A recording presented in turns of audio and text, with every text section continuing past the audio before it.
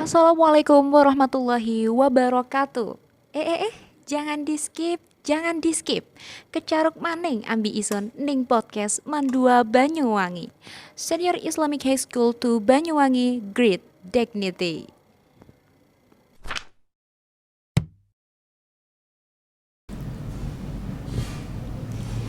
Assalamualaikum warahmatullahi wabarakatuh. Halo Sobat Mandawangi, kembali lagi di podcast Mandua Banyuwangi spesial Ramadan. Sebelumnya perkenalan dulu nih Kak. Iya nih Kak, nggak afdol kalau kita nggak perkenalan Iya dulu. dong. Halo guys, perkenalkan nama saya Astrid Akmalia bersama rekan saya. Saya Zahra Salma Madinah. Di sini kita siap menemani kalian dalam beberapa waktu ke depan. Oh iya nih Kak, kita kedatangan narasumber yang sangat istimewa nih. Siapa nih? Kalau boleh tahu silahkan kepada Bapak Mas'ul. Gimana Pak kabarnya Pak? Alhamdulillah. Puasanya nih Pak gimana? Alhamdulillah lancar. Ada bolongnya apa enggak nih Pak udah? Insya Allah tidak. Alhamdulillah. Insya Allah tidak. Bapak ini udah berapa lama mengajar di Mandua Banyuwangi ini? Masih baru. Awal ajaran baru. Awal ajaran baru semester 1. Masih tahun ini? Ya, masih tahun ini. Ya, 1 tahun belum ada. Hampir 1 tahun. Nah, Bapak kesibukannya selain jadi guru nih apa sih? Kesibukannya kalau di rumah ya bantu-bantu orang tua, bantu-bantu usaha kakaknya ya. Usaha Ya, apa itu Kak? Alhamdulillah Pak. usahanya itu ya jualan makanan Korea ya, opa-opa makanan Korea. Tepatnya di mana Pak? Tempatnya di Muncar, Sumberayu, Pasar Sumberayu. Lebih tepatnya utaranya pasar, depan toko Mintu. Depan toko Mintu, Pasar Sumberayu. Oh, makanan yang lagi viral itu ya Pak? Ya. Apa sih namanya Kak? Opa-opa. Opa-opa. Ya, opa-opa jajanan Korea. Oh iya. Bisa mampir silahkan ke rumah. Berarti rumahnya Bapak Mas'ul ini juga nggak jauh dong dari tokonya itu? Ya, sekitaran kalau perjalanan itu sekitaran 18 menitan. Kalau rumahnya Tegal Delimo Kampung 10. Kampung 10. Iya, Kebetulan nih Kampung Pak, 10. saya juga Tegal Limo. Iya lah. Iya, saya Oh. di Kedung Gebangnya. Oh, dan Gebangnya. Ya. Oke. Dan Gebang. Bisa mampir Lebaran mampir ke rumah. Insya Allah Insya Pak. Allah. Kalau luang mampir ke opa-opa. Ya. Kalau mampir pastinya dikasih diskon dong Pak. Ya nanti. Langsung saja ya Pak, di Oh, podcast iya. kali ini kita itu akan membahas tentang turunnya Al-Quran. Biasanya tuh disebut apa sih Kak? Nuzulul Quran. Sudut Quran. Peristiwa turunnya Al-Quran itu gimana sih Pak? Oke, peristiwanya itu Al-Quran kan turun pada 17 Ramadan. 17 Ya, Ramadan. yang kita sebut yaitu Nuzul Quran. Ya, 17 Ramadan itu Al-Quran turun dari Lauhul Mahfud ya. Allah menurunkan langsung dari Lauhul Mahfud ke Baitul Izzah. Itu Baitul Izzah itu istilahnya langit apa namanya? Langit dunia. Ya, langit yang pertama lah istilahnya Ya, ya. gitu, langit pertama.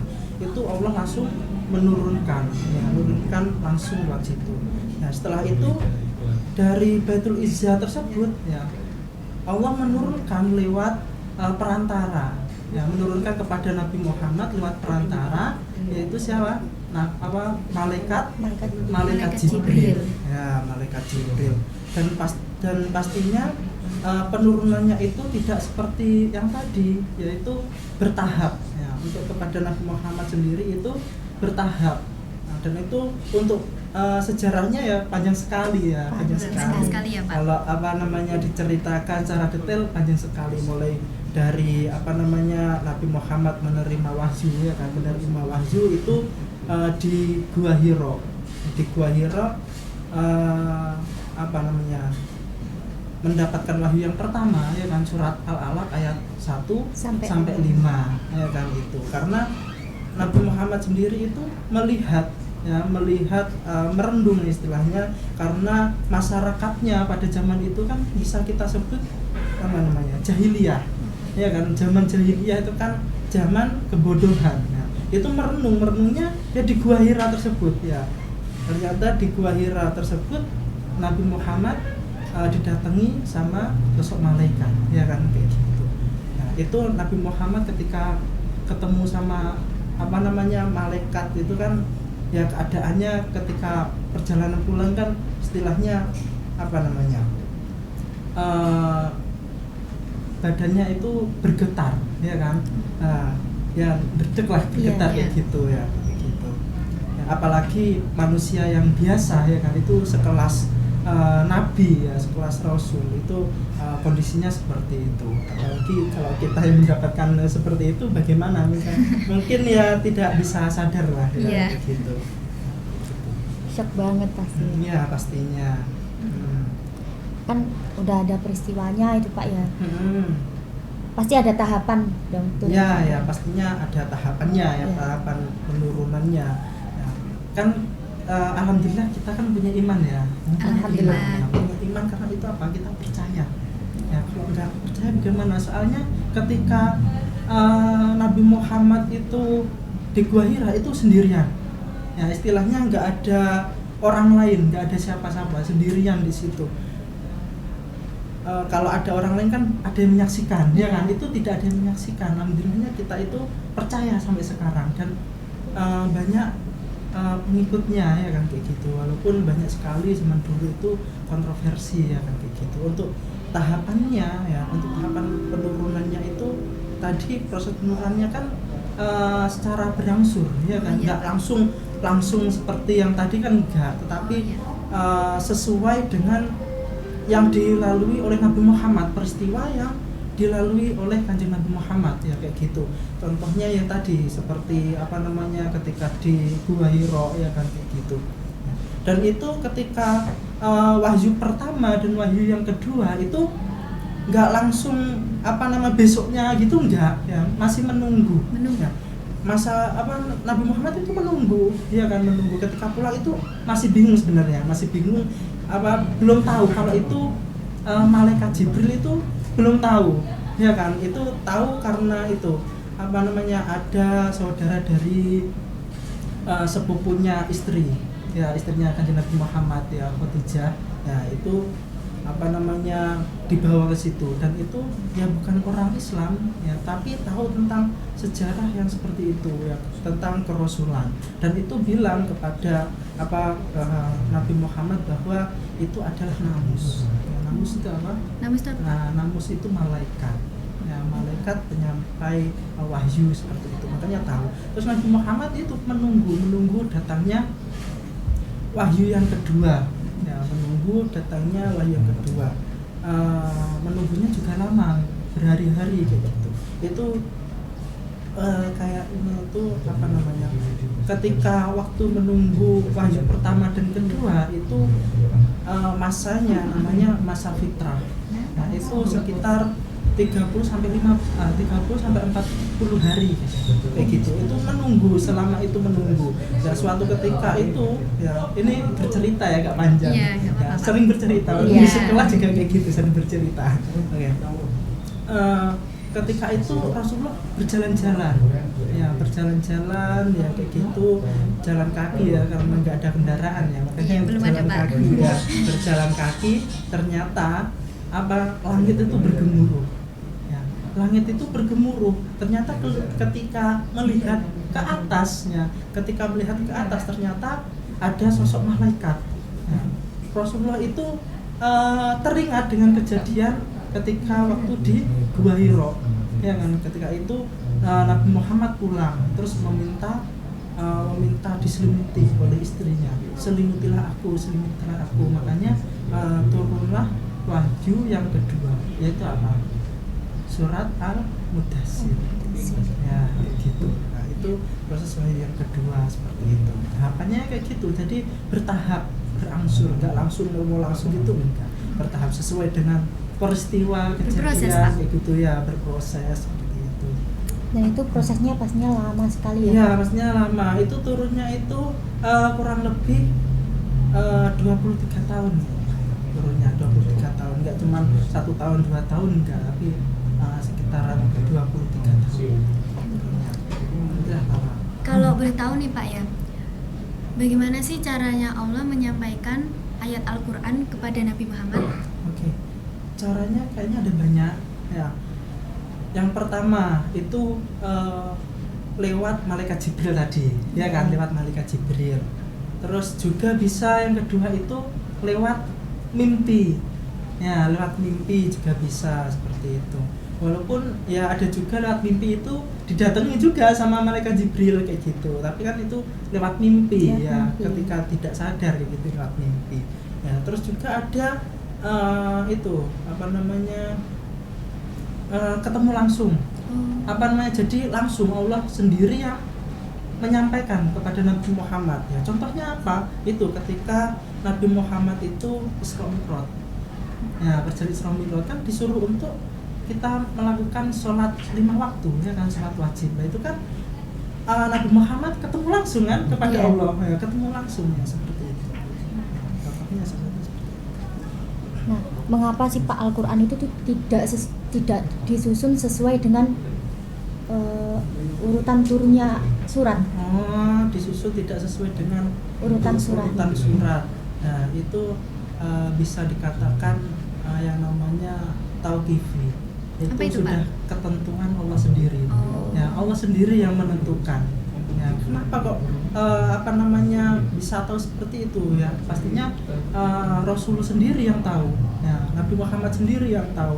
Kan Rasulullah itu orang ummi, ya kan, tidak bisa membaca dan menulis. Nah, makanya ketika turunnya wahyu itu Rasulullah itu menyuruh sahabat untuk menulis, ya kan, makanya ada yang namanya menulis di pelepah kurma, ya kan, ya di di batu, ya di kulit ya kayak gitu. Nah, itu yang apa namanya yang disuruh untuk menulis itu kan sahabat itu siapa namanya? Zaid bin Harith ya. Iya. Zaid bin Sabit. Oh. Nah, ya itu disuruh untuk menulis ya. Yang pastinya ketika itu disuruh untuk menulis itu pasti kan juga dikasih tahu ini nanti surat keberapa ya kan, yang tahu sendiri soalnya Rasulullah. Makanya ketika pengumpulan Al-Quran ya, itu kan pada zamannya Khulafaur Rasyidin. Ya, zamannya Khulafaur Rasyidin itu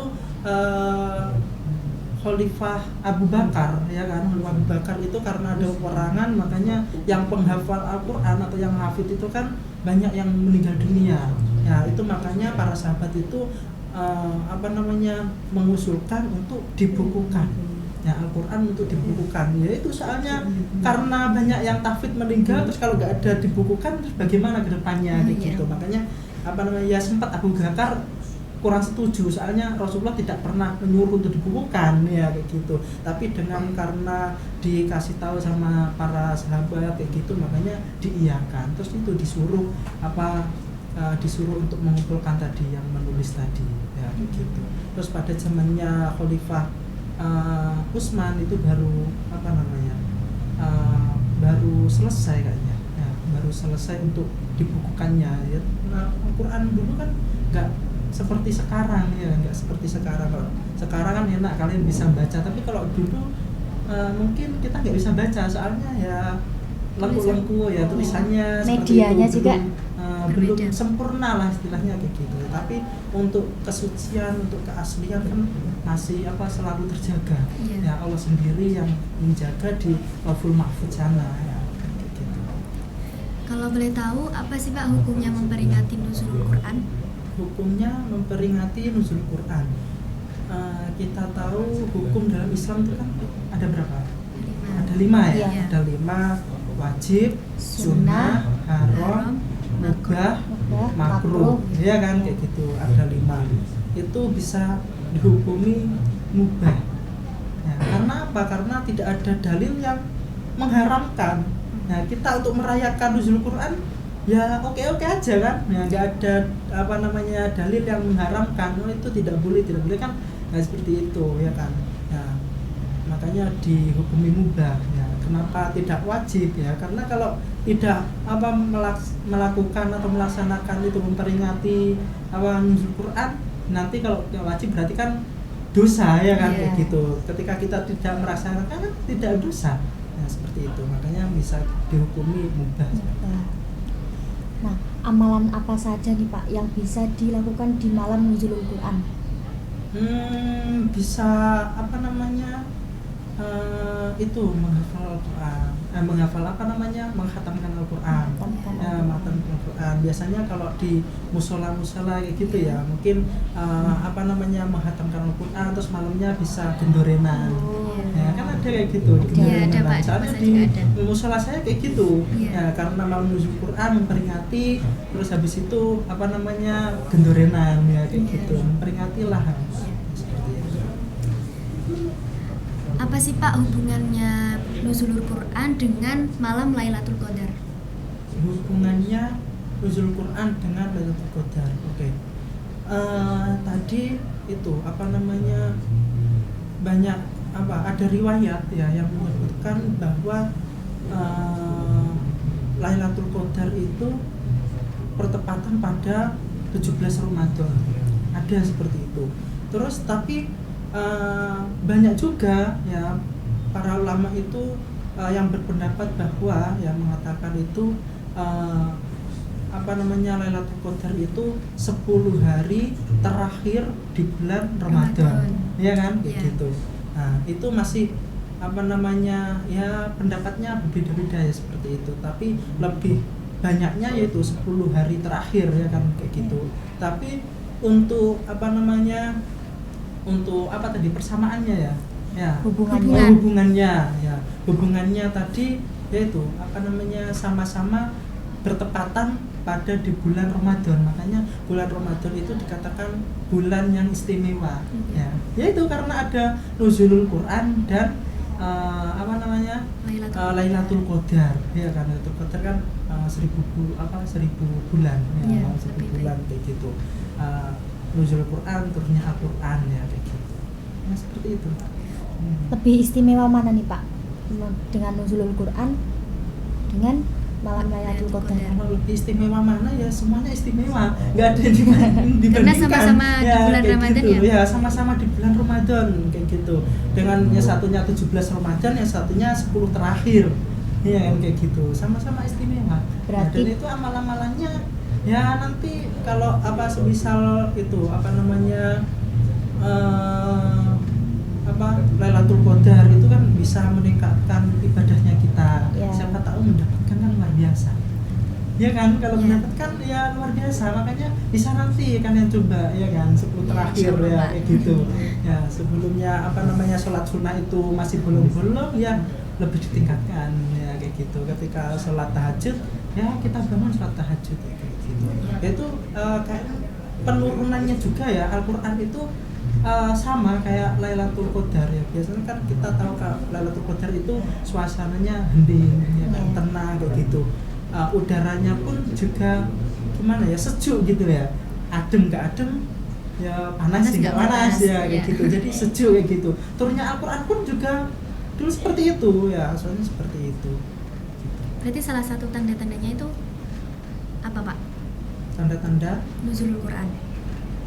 Ya itu apa namanya, tanda-tandanya ya seperti itu tadi, apa namanya, suasananya sejuk ya kan, suasana sejuk, terus sunyi kayak gitu.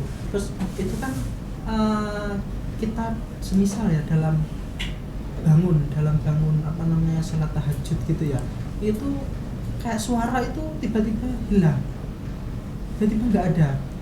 Nah, tiba-tiba nggak ada. Yang mungkin itu salah satu tandanya kita. Tapi juga apa namanya, untuk yang lebih pastinya orang yang mendapatkan apa namanya Lailatul Qadar itu kan juga nggak tahu ya kan, itu kan wallahu a'lam ya gitu. Yang penting kita sudah melaksanakan ya sholat dengan apa namanya sebaik mungkin ya, seperti itu. Seperti itu. Berarti pada malam nuzulul Quran sama malam Lailatul Qadar itu ibadah kita itu harus ditingkatkan lagi, lebih baik lagi ya. ya pastinya apalagi di bulan Ramadan, makanya di bulan yang istimewa ya mulai dari bulan Ramadan mulai awal hingga akhir ya ditingkatkan terus ya. Ya tidak hanya cuma bulan Ramadan aja, di akhirat juga seperti itu, ditingkatkan lah ya. Kan lebih baik kayak gitu. Iya, Pak. Nah, nanti pas bulan Ramadan aja, yang nanti bulan-bulan yang lain enggak ya kan. Nah, Terakhir nih Pak, apa pesan Bapak buat teman-teman juga buat kita di bulan puasa ini? Oke, pesan di bulan puasa ya, yang pastinya yang pertama meningkatkan ibadah ya, meningkatkan ibadah yang mungkin sebelumnya itu masih bolong-bolong ya, atau mungkin nggak bolong tetapi sholatnya selalu di rumah, itu ditingkatkan. Kalau di rumah ya bisa mendatangi masjid ya kayak gitu, Jamaah, masjid. berjamaah kayak gitu. Terus biasanya membaca Al-Qur'annya itu ya masih kurang-kurang lah kayak gitu, itu bisa ditingkatkan. Mungkin dalam 1 bulan ini itu bisa khatam ya, khatam 1 Al-Qur'an kan luar biasa ya, mungkin bisa dilakukan juga ya. Kita kan sholat dalam 1 hari sholat kan 5 waktu, nah itu bisa dibagi aja, selesai sholat itu bisa 2 lembar ya, 2 lembar itu kan lebih ringan kayak gitu ya. Kalau nggak mau ya yang penting 1 hari bisa 1 juz lah kayak gitu. Nah, yang penting itu ditingkatkan ibadahnya. Sepertinya cukup nih Kak. Udah banyak banget banyak, pertanyaan yang iya. kita kasihkan ke Pak Mas'ul. Iya, nanti kalau saya cerita panjang-panjang nanti soalnya nggak ada kopinya. Oh, Iya, Pak. Beda. Puasa-puasa nih Pak, udah Oh, bikin iya. kopi aja Ada, belum Pak. buka Pak. Ya seperti itu. Soalnya kalau di kelas ya kayak gitu, bercerita terus ya kayak gitu. Makanya ketika ini dikasih materi tentang turunnya Al-Qur'an sebenarnya banyak banget ya. Ketika malaikat mendatangi Rasulullah sendiri itu juga bagaimana prosesnya kan ada sendiri kayak Iya. gitu. Contohnya kayak itu ketika malaikat datang itu kan ada suara bunyi lonceng ya kayak gitu. Ada juga seperti itu. Ya kalau kisahnya banyak banget ya gitu, cerita-ceritanya kayak gitu. Oke. Mungkin itu aja. Buat teman-teman, makasih udah melihat podcast kali ini, dan makasih buat Bapak Mas'ul sudah meluangkan waktunya di podcast Sama-sama. kali ini. Semoga buat teman-teman dalam tema Nuzulul Quran ini bermanfaat bagi kita semua. Amin. Sekian dari kita. Bila ada salah kata, mohon dimaafkan. See you di podcast selanjutnya. Dari kami, wassalamualaikum warahmatullahi wabarakatuh.